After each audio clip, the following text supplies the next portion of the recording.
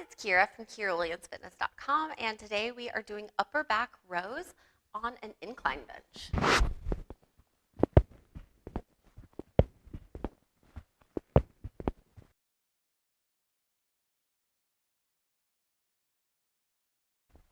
When we do these, our bench is going to be there to support us so we can lean forward.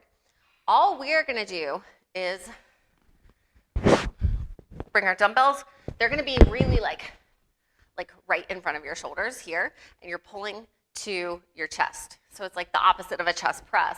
We're just pulling. So really good upper back strength here. Doing these. For more excellent ways to make your back and your shoulders stronger, sign up for online personal training at KyraWilliamsFitness.com.